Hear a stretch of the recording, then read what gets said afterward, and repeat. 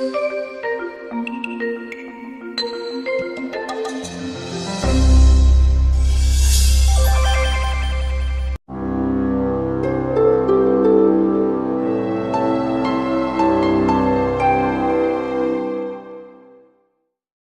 first of all, good evening, and I would like to welcome you all at today's event, which is centered at promoting entrepreneurship.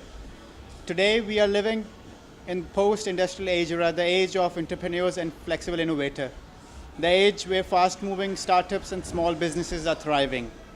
Tonight, we have the privilege of hearing some of the UK's top award-winning business mentors and entrepreneurs to share their valuable insights that will help share your entrepreneurial mindset, showing you how to change the way you think, the way you network, and the way you make a living.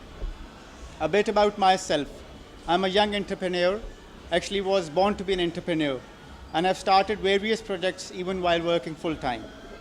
In my experience, I've always struggled to find a right mentor to seek advice and found it very complex with so many options in the market. And not only me, I've met many ambitious entrepreneurs like me who have faced similar issues from where to start, who to approach for funding or writing a business plan. I've been organizing various business events for my clients in the last 5 years, and I've taken this initiative to start hosting small, intimate events for my fellow friends and entrepreneurs. Alongside my PR company, I've also launched a recent startup known as Social Train, which is based on a people-to-people connection.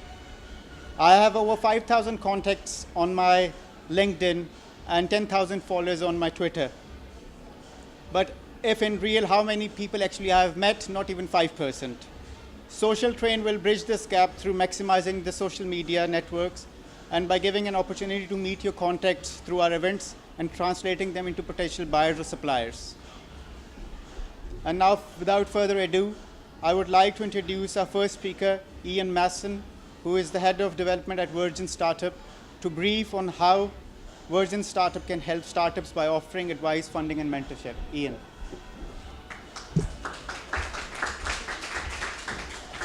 So great to be here to talk to you all this evening. My name is Ian Mason. I'm head of development at Virgin Startup. I won't bore you with what that means. What I want to talk about is why Virgin are interested in working with entrepreneurs and what we want to do to kind of help you. As the slide behind me says, we're the not-for-profit company for entrepreneurs, the Virgin not-for-profit company for entrepreneurs. What does that mean? It means that 3 years ago, Richard decided that he wanted to help people that were in the position that he was in 40 years previously when he first started out with his own magazine, student magazine.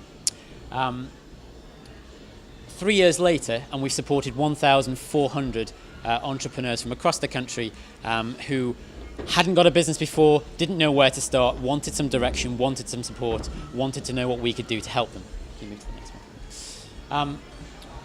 The most interesting thing about why Virgin are in this space for me is the heritage that we have in starting businesses. 400 Virgin branded businesses later, we know how to start businesses, we know how to grow businesses, and part of the rationale for getting behind a venture like this was to say, okay, well, we have that experience, we'd like to share that expertise with entrepreneurs looking to do the same thing. Slide, please. We understand that more and more people want to start businesses, and we want to be kind of helping people to sort of go along that journey. We understand, for example, what risk actually means, and why entrepreneurs sort of go down the road that they do in starting businesses, what it means for us in terms of how can we help you take the most successful risk possible. We're not there to say we're going to make your business fantastic because we're Virgin. We're saying actually what can we do to make that journey a little bit easier for you.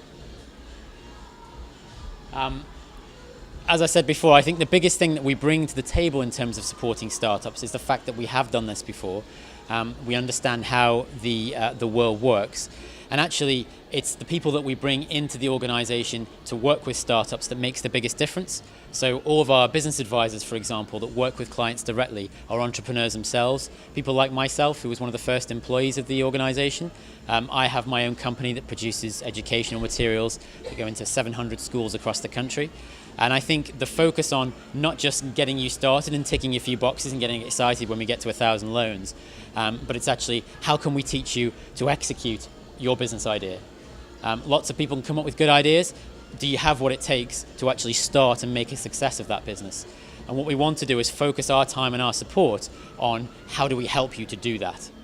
So, a business advisor, for example, isn't going to get you to fill out a standard business plan. And if you've done that, okay, you might get some money at the end of it. What they're actually going to do is say, okay, you do need to fill out that document because that's a prerequisite for funding. But is what you're writing in there focused on how you're actually going to carry out what you say you're going to do? We don't want big, bold statements of I'm going to have £1 billion turnover in the first 5 years, and yes, 1 in 5 do that. What we actually want is clear steps that you're going to take to start that business. And I think that's really important. So, what we're trying to do is create a bit of a community around all of this. So it's not just, again, about getting to a certain number of startups and having a party. It's actually saying, what can we do to grow a community where people not just access support from ourselves, but also help each other? And I think what we find at our events and our workshops is that people get more value, to be fair, out of talking to each other and understanding how each other is operating their own businesses, rather than sitting there and listening to us for the whole night.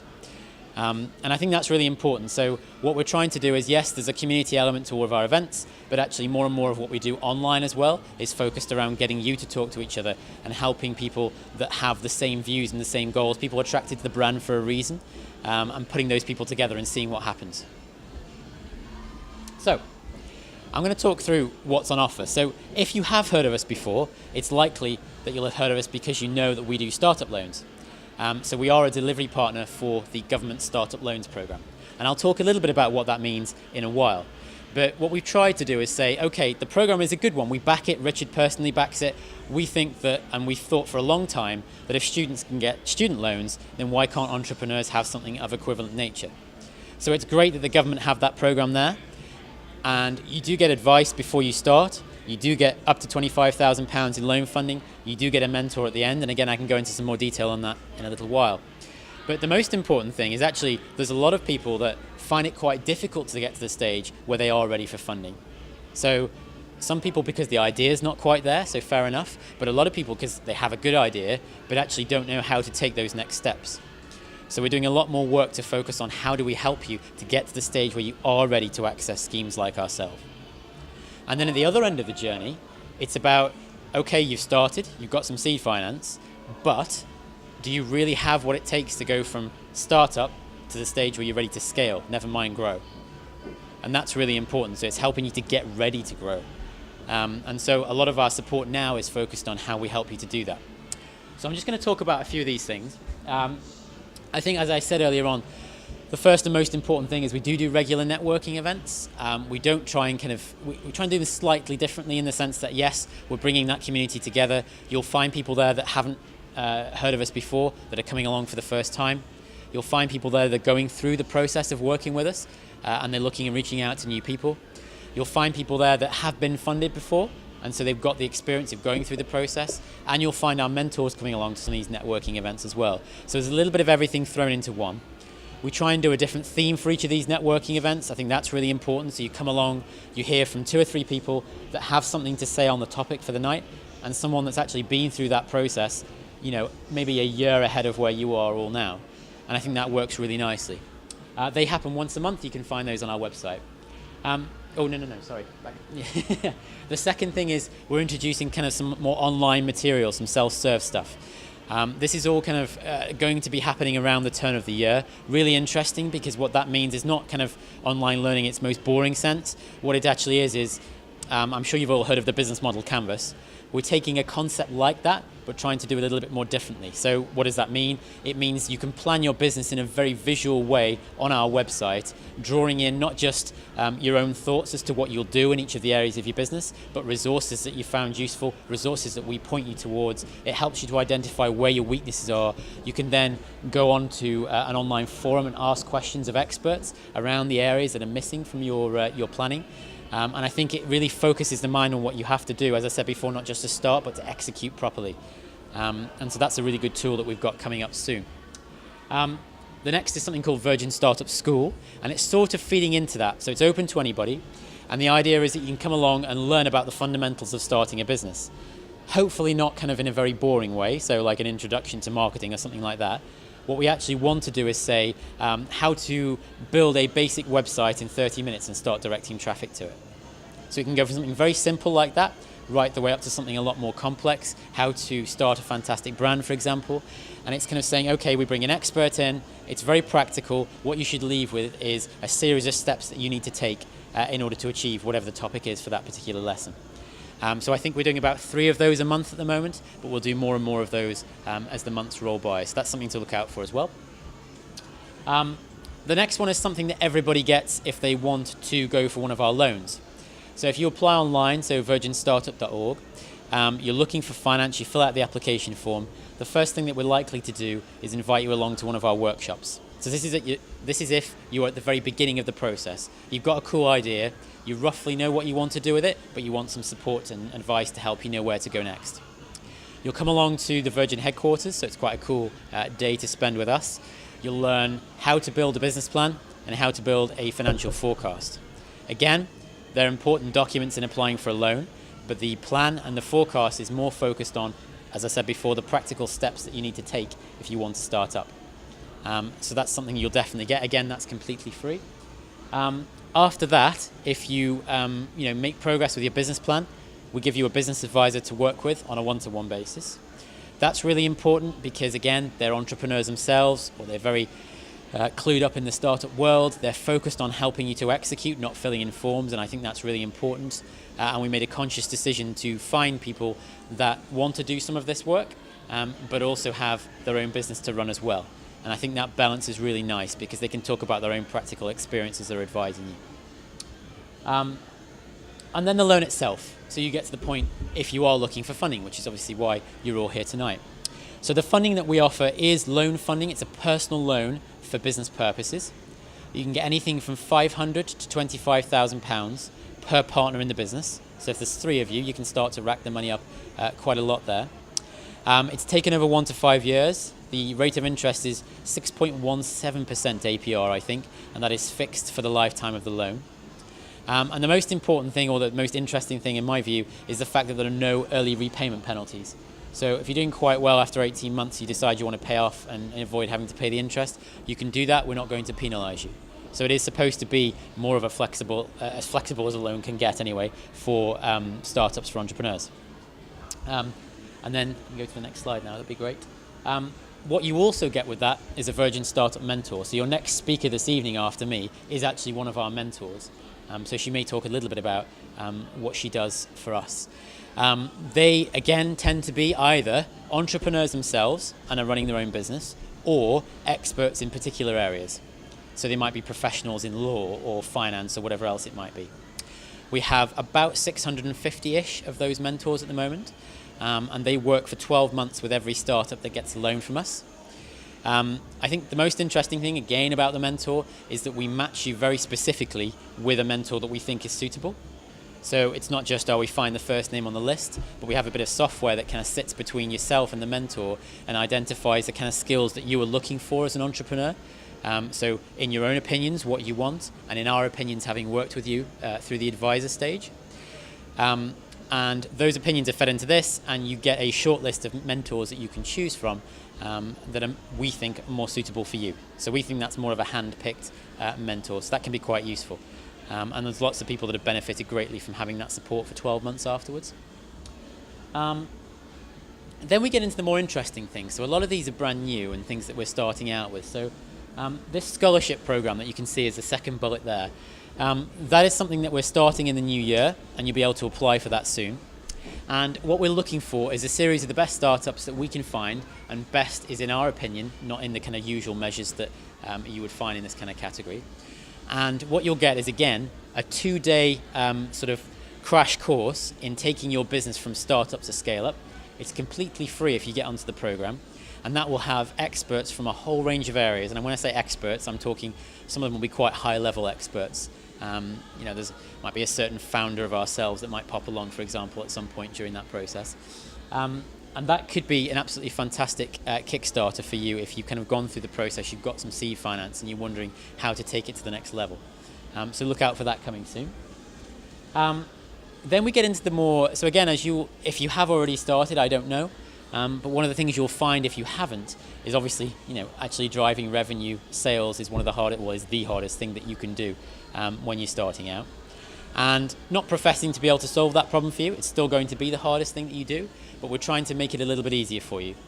So there's lots of things up there which will mean nothing to you, but that first one there, for example, is the Virgin Red app, which you can download on your iPhone or your Android device.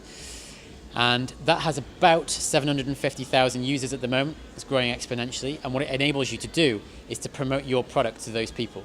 So these tend to be people that are very loyal to the Virgin brands, therefore they have a slightly higher level of disposable income. They're looking for startups to try products with, etc. And people have found it a really good sales avenue. And so we try to find lots of these small opportunities and then give those to as many people as we possibly can. So you could have pop-up stalls on Virgin Trains platforms across both East and West Coast. We have entrepreneur zones at a lot of the Virgin Sport events that happen across London and in fact across the rest of the country. So a lot of the 5, 10K half marathons that you see out there at the moment, big trend towards that kind of thing. You can have a space, and I think the last one there was 30,000 people walking past the stalls. It's a great opportunity to sell products. We do a variety of Christmas markets, all kinds of opportunities really. So getting involved with Virgin Startup is about accessing things like this as much as it is about accessing loans and all those sorts of things as well.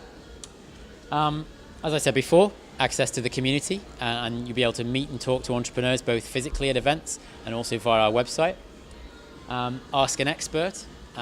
Once a week we'll have an expert in a different field where you can go onto the website, post a question and get an answer from someone that's an expert in that particular field, legal, accountancy, etc., etc. We do a series of offers with a variety of different partners. Again, this isn't meant to be a Groupon type model, it's meant to be tools that we think are interesting to help you be more productive. So cracking example of that is a piece of software which, so for example, my business has a team of 11 people that are out on the road selling products into schools. How on earth do I keep a track of what they're doing on a daily basis? So there's a piece of software which visualizes each of the kind of sales opportunities that those advisors are working on. It links to their Outlook, so I can see when they last spoke to those candidates. It tells you what stage they are in the sales process, how warm the lead is based on last contact with them, etc., etc. That's quite a good tool, and it's affordable for startups. And we're finding things like that and making them available to you at a discounted rate. We sent people to Necker Island. That's quite cool. Obviously, not everybody gets to do that, but there are lots of opportunities to get more involved in the things that Virgin do. And I think really being part of the group and part of Virgin Startup is about the opportunities that come along on a regular basis, either in partnership with some of the other Virgin companies or with other partners that want to work with us. So that's broadly speaking all I wanted to say. I think the key message really is, yes, if you're looking for funding, £500 to £25,000 per partner in the business. It is a personal loan for business purposes. If you want to go down that avenue, there's a button on our website, so virginstartup.org, where you can apply, and we'll give you a call within the next 5 days. But there are lots of other things that are going on at the moment as well that you could get involved in. So next slide, I think. A good example is this. So we're not just talking about startup loans anymore. So this is a masterclass that we're running I think it's sometime between now and Christmas. It is about how to mastermind an equity crowdfunding campaign. So another one of the options that you might be considering in terms of raising for your business. We're going to have John Auckland, who's an expert at doing this, coming along to lead the session. It is by selection only, so if you put your application in, we'll review everybody, those that we think are ready to do an equity crowdfunding campaign, because again, it's another stage on from doing reward crowdfunding. We'll invite you along to do this. Next slide, please. This is what we're going to teach you as part of that. So what is equity crowdfunding? How it might work in terms of helping you achieve your growth goals. What are the platforms that you can use and which is best for you? Understanding what works and what doesn't, so a bit of a do's and don'ts FAQs type session.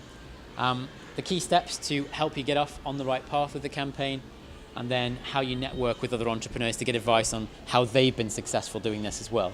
So again, another one of a good example of the types of things that we can try and help you in terms of the funding space as well.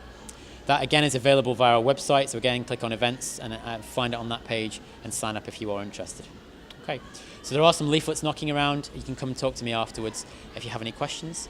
But other than that, it's nice to see you all tonight. Thank you. Thank you. Okay. And now I would like to introduce our next speaker, Julianne Punen. Julianne became the owner and CEO of superfoods brand Creative Nature in 2012 at the age of 22. Wasting no time putting her degree in business and management finance into action, Julianne brought the company back into profit within 18 months. Julianne has taken Creative Nature from strength to strength, launching the brand into high-end retailers such as Ocado and supermarket giant Tesco's. She has won several entrepreneurial awards in the UK. Julianne. A little bit about me. I finished uni at 21. I went straight into investment banking and in China.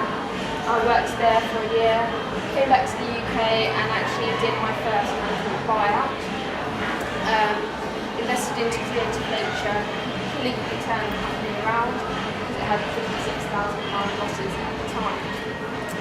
Then launched into places like Tesco and Ocado. Now I'm speaking people like you, and I'm here to tell you my story. How did I do it? A lot of entrepreneurs, I mentor actually for Virgin Startup, so they're a brilliant firm and I can only talk highly of them. The entrepreneurs they give me, they match you accordingly to your skills, which really helps you relate to the entrepreneur. Success doesn't happen overnight. You can see me here talking to you today, but there's been a lot of nights where I've been in beans on toast because I don't have money to go out and buy food. There's been long nights in the office, staying there till 5, 6 in the morning, then just carrying on the day. But you guys just see the tip of the iceberg. You don't see all the groundwork that's gone into it, and that's the most important part. That's the journey, and that's all about entrepreneurship. So there's never a perfect moment to start your business. I always tell this to my mentees. They always go to me, when should I give up my 9-to-5 job? When should I take the leap? I don't have enough money. I don't have this, I don't have the funds, I don't have the resources. At the end of the day, you're never going to have enough. There's always going to be that thing in the back of your mind saying, oh, I don't know. But if you're thinking about it more than 70% of your day, you're obviously not doing your job right for your boss. So I think it's time you actually take a look at the entrepreneurial side. Like I said, unless you win the lottery, there's never going to be a perfect time to try and get to launch your business. You might have to look at funding. Myself, I looked at funding. So year one for me was when I was thrown in at the deep end. I literally sacked all the office staff. I was sitting in my office all by myself, thinking, what am I going to do? For me, in branding, this is so important. Building a personal brand behind it. Subway were actually doing it was a low-fat sub they were trying to advertise at the time. I think it was 1995, it was a while ago. And they did this campaign where they were going, oh, less than 7 grams of fat, but it wasn't gaining any traction from anywhere. But then this guy, Jared Fogle, he decided he was going to do this diet, called it the Subway diet, and he would have half a sub in the morning and half a sub in the evening. This guy was very overweight. He was very overweight. He had a lot of health problems. Anyway, within 3 months, he had lost 100 pounds. One of the Subway franchisees picked up on this story as he was suddenly getting asked to speak for TV shows and magazines, etc. They picked up on this anyway, and they sent it to their head of marketing. The actual board didn't like the idea. They didn't want to run with it, but what they said they would do, as it was getting quite a bit of traction anyway, they would put it in a few small cities. Anyway, this campaign grew at 600% higher than their previous campaign. And why? Because people related to Jared Fogle. They had his face on the campaign. They had losing 100 pounds.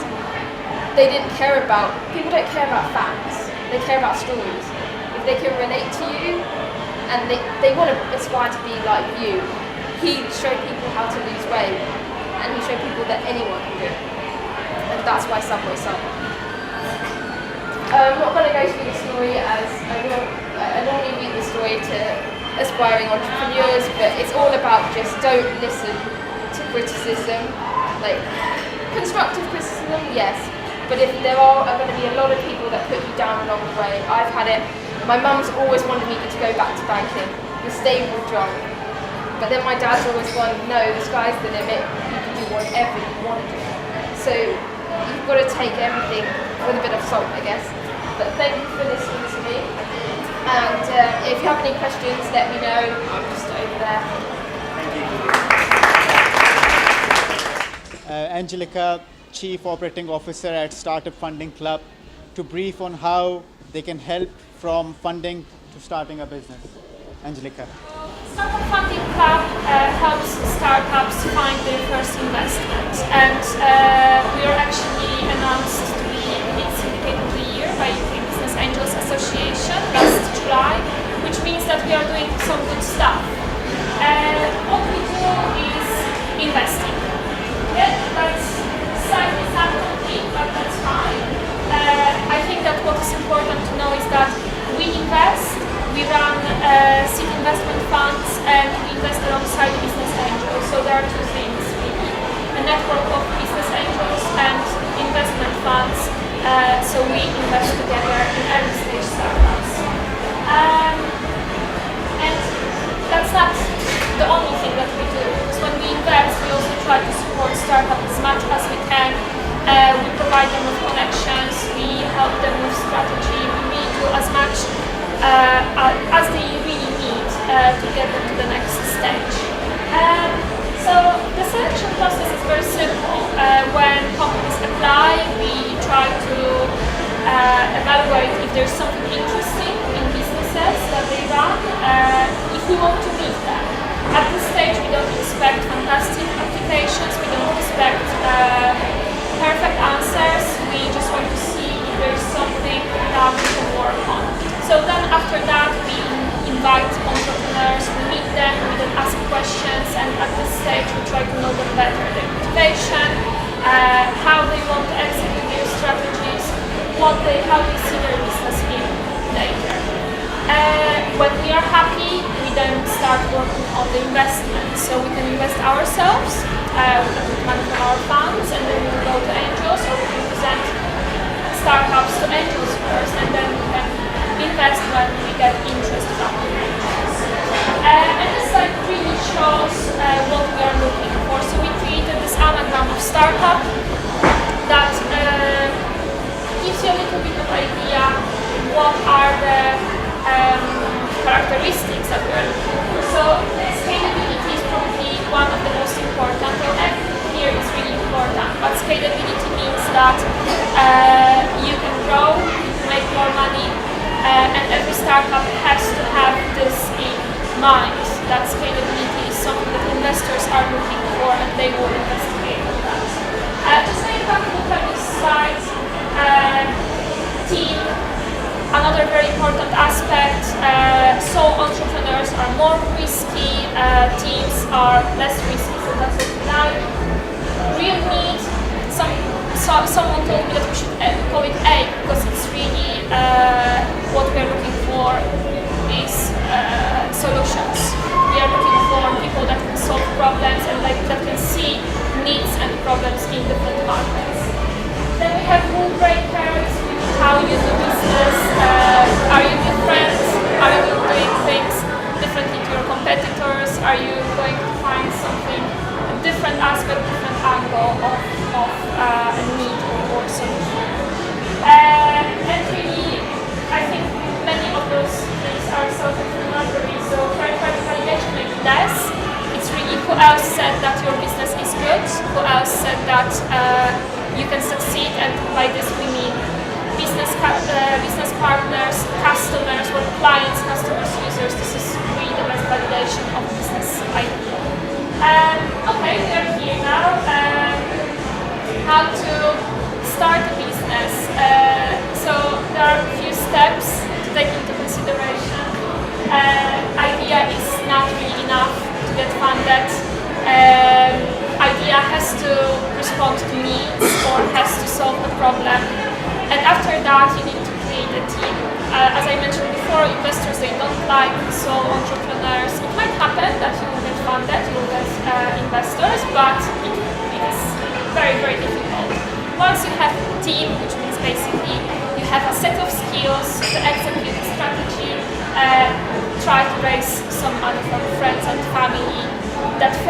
money, a few £1,000s that will get you to MVP. So that's really on the bottom of the slide.